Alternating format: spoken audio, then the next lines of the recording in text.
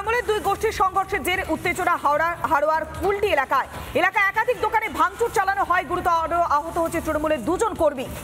বারবার দলনেত্রী মমতা বন্দ্যোপাধ্যায় বার্তা দিচ্ছেন যে দলীয় কোন্দল রোধ করতে হবে, কিন্তু তার মাঝেই শাসক দলের অন্দরের কোন্দল প্রকাশ্যে। আর এবার হাড়োয়ায় কুলটি এলাকায় একাধিক দোকানে ভাঙচুর। শাসক দলের দুই গোষ্ঠীর কোন্দলের জেরেই ভাঙচুরের ঘটনা, এমনটাই অভিযোগ উঠে আসছে। গুরুতর আহত হচ্ছেন তৃণমূলের দুজন কর্মী। তৃণমূলের দুই গোষ্ঠীর সংঘর্ষের জের উত্তেজনা হাড়োয়ার কুলটি এলাকায় একাধিক দোকানে ভাঙচুর করা হয়। গুরুতর আহত তৃণমূলের দুই কর্মী, একজনের পায়ে প্লাস্টার করা হয়েছে, আরেকজন গুরুতর জখম হয়েছে।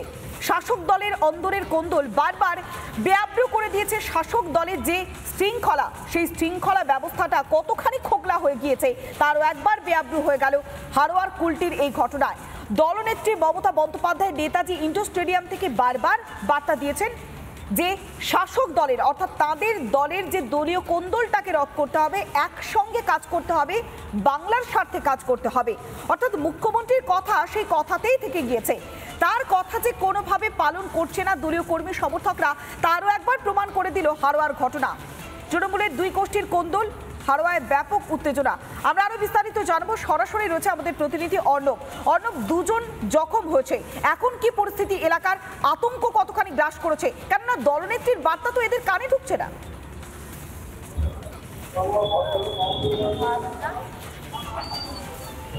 একদম তাই পৌলমী, দলনেত্রী যতই বলুক না কেন যে তৃণমূল কর্মীদের উদ্দেশ্যে যে আপনারা এলাকায় শান্তি শৃঙ্খলা বজায় রাখুন, কিন্তু সেই নির্দেশ কিন্তু অমান্য করে হাড়োয়ার কুলটি এলাকায় ব্যাপক পরিমাণে উত্তেজনা সৃষ্টি করছে তৃণমূলের দুই গোষ্ঠীর কর্মী সমর্থকরা। তারা তাদের মধ্যে মারামারি করছে, সেই ঘটনাকে কিন্তু কেন্দ্র করে যথেষ্ট উত্তেজনা ঘটেছে এলাকায় এবং বিশাল পুলিশ বাহিনী কিন্তু এলাকায় মোতায়েন করা হয়েছে। এই মুহূর্তে আমি দাঁড়িয়ে রয়েছে কিন্তু হাড়োয়া থানার সামনে। এখানে কিন্তু উভয় পক্ষ এসছে থানায় লিখিত অভিযোগ দায়ের করতে। এখানে প্রচুর পরিমাণে পুলিশ কিন্তু মোতায়েন করা হচ্ছে। তার পাশাপাশি এই ঘটনায় 18 জনকে কিন্তু পুলিশ আটক করেছে। এই ঘটনা যাতে উত্তেজনা না ছড়ায় তার জন্য কিন্তু একদিকে যেমন প্রচুর পরিমাণে পুলিশ মোতায়েন করা হয়েছে, তেমনি কিন্তু এলাকা থেকে তৃণমূলের কর্মীদের কিন্তু আটক করা হচ্ছে। যে প্রচুর কিন্তু তৃণমূলের যে কর্মীদের যে বাড়ির যে মহিলারা, তারা কিন্তু আতঙ্কিত হয়ে তারা কিন্তু ইতিমধ্যে এখন থানার সামনে এসে তারা আমাদের দাঁড়িয়েছে। তাদের একটাই দাবি, অবিলম্বে এলাকা শান্ত থাকুক। মানে এটা যথেষ্ট একটা আতঙ্কের মধ্যে রয়েছে। কথা বলে দেওয়ার চেষ্টা করবো। যদি এখন কি পরিস্থিতি, কি হচ্ছে? আমরা এখন খুব খারাপ পরিস্থিতি। এখন আমাদের চালান করবে, বসিরহাট চালান করবে। মানে আমাদের বাড়ি থেকে খুব মারধর, মেয়েদের হেনস্থা করেছে, খুব শাড়ি ধরে ছিঁড়াছিড়ি করেছে, বাচ্চা মেয়েদের তাদেরও ছাড়িনি, তাদেরও খুব মেরেছে। মানে ব্যাট দিয়ে পুরো বাড়ি ভাঙচুর করেছে, ব্যাট দিয়ে গাড়ি ভেঙেছে, ব্যাট দিয়ে কারা মেরেছে? ওটা মানে মাস্টারের দল। এটা এখন কতটা আতঙ্কে আছেন? এখন খুব আতঙ্কে আছে। এখন একজন মানে মৃত্যুর সঙ্গে লড়াই করছে সে একজন। আমরা থানায় কেন এসেছেন? থানায় এসছি লিখিত, মানে আমরা একটা কেস করেছিলাম, তার জন্য এসছি আজকে। ওনাদের আর কি চালান করবে, সেই আমরা এখানে এসছি। আমার স্বামী ওই ঘরে শুয়েছিল, কাজে থেকে বাড়ি এসে শান্ত হয়ে শুয়েছিল, আর এবারে গিয়ে ভাঙচুর করে গিয়ে স্বামীটারে বার করে নিয়ে চলে এসেছে। কারা মেরেছে? মাস্টারের দল। এখন আপনাদের কি অবস্থা? ওই স্বামী রয়েছে, তাই এসেছিলাম চাদর দেবো বলে, তার ঢুকতে দিচ্ছে না তো। বেশ বোঝা যাচ্ছে এখনো পর্যন্ত বাসিন্দারা আতঙ্কিত, যেভাবে শাসক দলের অন্দরের কোন্দল তৈরি হচ্ছে। আর সেখানে একাধিক দোকানে ভাঙচুর, আক্রান্ত হচ্ছে দুজন তৃণমূল কংগ্রেসের কর্মী। সরাসরি ছিলেন আমাদের প্রতিনিধি অর্ণব মৈত্র। মমতার মুখে এবার বিচারিতা, হিন্দু ভোটার একত্রিত হচ্ছে, তাই কি ভয় পাচ্ছেন মমতা বন্দ্যোপাধ্যায়? এই প্রশ্নটাই উস্কে দিলেন বিরোধী দলনেতা শুভেন্দু অধিকারী এবং বিজেপি নেতা দিলীপ ঘোষ। 16 লক্ষ ডবল এন্ট্রি ভোট আছে, আমরা ডিলিট করার জন্য লোকসভার আগে থেকে বলেছি, এবং ভোটার লিস্টের কাজ অনলাইনে হয় না, হিয়ারিং কমপ্লিটলি হয় বিডিও অফিসে। ইনি জানেন না, ইনি এত দিনকার রাজনীতিবিদ, প্রশাসন চালিয়েছেন, কেন্দ্রের মন্ত্রী ছিলেন, 14 বছরের মুখ্যমন্ত্রী। এর সামান্য নত্য সত্য জ্ঞান আছে বলে আমার মনে হয় না। কে তার অ্যাডভাইসার বলতে পারে বলে মনে হয় না। সব তো ভয় ভয়ে থাকে। কমপ্লিটলি ফলস অ্যালিগেশন দিয়ে বিভাজন করে এই 32-33% মুসলমান ভোটটাকে ঠিক রেখে বাকি গুন্ডামি করে, কিছু বুথ দখল করে, আর কিছু ভাতা মাতা দিয়ে যেভাবেই হোক 43-44%, 45% ভোট নিয়ে 160-70টা সিট নেওয়ার পরিকল্পনা নিয়ে এগোচ্ছে। এখন এই যে ভোটার নিয়ে যে আলোচনা শুরু হয়েছে, এর পিছনে টিএমসির একটা চক্রান্ত আছে। প্রত্যেক বিধানসভায় 5-6 হাজার 10 হাজার বাংলাদেশি মুসলিমকে ঢুকিয়ে ভোটার করা হবে, সেই চক্রান্ত চলছে। তাই আগের থেকে উল্টো গিয়ে রাখছেন, বিজেপির দিকে তীর ঘুরিয়ে দিচ্ছেন। এবং তিনি যে ভয় পেয়েছেন, যেভাবে কুম্ভের বিরোধিতা করছেন, সনাতনী বিরোধিতা করছে, হিন্দু সমাজের উৎসবে ছুটি কেটে মুসলিমদের দিচ্ছেন, পশ্চিমবাংলায় হিন্দুরাও ভেলকি দেখাবে হরিয়ানা মহারাষ্ট্রের মতো।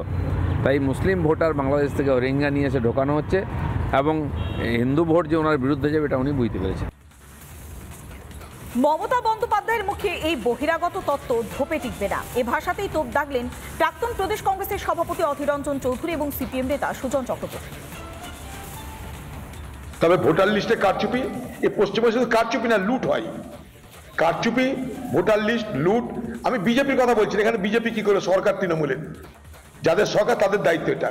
কারচুপি করার ক্ষমতা তাদের আছে যাদের সরকার। বিজেপি যেখানে সরকার, বিজেপি সেখানে কারচুপি করে।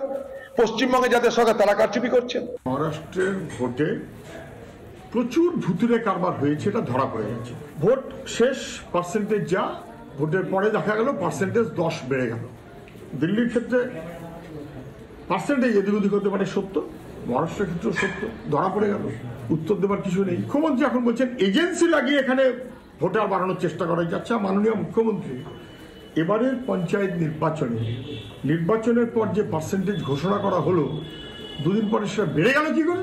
ব্যালট বাক্সে ঢুকে যাবার পর অথবা ইভিএমে ঢুকে যাবার পর ওখানে কি কোনোভাবে ছানাপোনা বাড়ছে নাকি? ভোটার সংখ্যা কি করে বেড়ে যাচ্ছে? ভুতুরে ভোটারকে হিসেবের মধ্যে না রেখে প্রাইমারিলি ভোটার হিসেব দিয়ে দেওয়া হলো, কিন্তু পরে ভুতুরে ভোটার যোগ করে আবার হিসেব বাড়িয়ে দেওয়া হলো। ফলে যেমন করে পশ্চিমবাংলার মুখ্যমন্ত্রী করে এসেছেন এতদিন, তেমন করেই মহারাষ্ট্র এবং দিল্লিতে করতে গিয়ে ধরা পড়ে গেছে। আজকে উনি সব দায়টা অন্য কারোর উপরে চাপিয়ে দিচ্ছেন। নির্বাচন কমিশনকে আক্রমণ শানাতে গিয়ে আবারও মমতার তোপ দাগলেন বাইরে রাজ্যের ভোটার নিয়ে। বাংলায় বাড়ছে অনুপ্রবেশ, বাড়ছে জনবিন্যাস বদলের বিপদও। তারপরেও মমতার টার্গেট অবাঙালি ভোটাররা। হিন্দু ঐক্যে ভয় পেয়ে কি এবার 26-এ বাঙালি অবাঙালি তাস খেলতে চলেছেন মমতা বন্দ্যোপাধ্যায়? ভোটে হারাতে হবে বাংলাকে, বাংলার সংস্কৃতি দখল করতে হবে। বহিরাগতদের বাংলা দখল করতে দেবে না, এটা বাংলা দখল করার খেলা। ভুয়ো ভোটার নিয়ে মমতা বন্দ্যোপাধ্যায়ের নিশানায় নির্বাচন কমিশন, আর সেটা করতে গিয়ে এবার বাংলায় বহিরাগত তত্ত্ব মমতার মুখে। জিজ্ঞেস মাকভানা, তার বাড়ি কোথায়?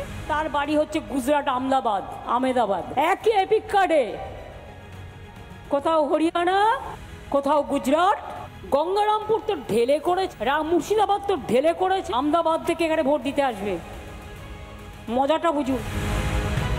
বিহার, হরিয়ানা, গুজরাটের ভোটারের নাম বাংলার ভোটার তালিকায় তোলা হচ্ছে বলে নির্বাচন কমিশনকে আক্রমণ মমতার।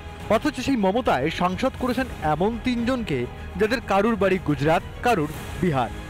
এই যেমন আসানসোলের সাংসদ শত্রুঘ্ন সিনহা, বর্ধমান দুর্গাপুরের সাংসদ কীর্তি আজাদ, বহরমপুরের সাংসদ ইউসুফ পাঠান। বহরমপুর সাংসদ ইউসুফ পাঠানের মুখে উতলে উঠছে বাংলা প্রেম। एक्चुअली बहरामपुर का भी मैं धन्यवाद करता हूं कि उन्होंने मुझे फैमिली का हिस्सा बनाया। मेरा बाकी का जीवन जितना भी है बंगाल के लिए और बंगाल के लोगों के लिए समर्पित करता हूं मैं। তৃণমূলের টিকিটে জেতা সাংসদকে বাংলায় গ্রহণযোগ্যতা বাড়াতে বলতে হচ্ছে এসব কথা। তাই বহিরাগত ইস্যুতে মমতার ক্ষোভ কি দ্বিচারিতা নয়? গুজরাটি ঢোকানো হচ্ছে বললেই আমার ইউসুফ পাঠান, ওখানকার ওদের রাজ্যসভার সাংসদ করেছে সাকেত গোখলে, মানে যে মাঝে মাঝেই জেল খাটে, এরকম অনেকগুলো আছে।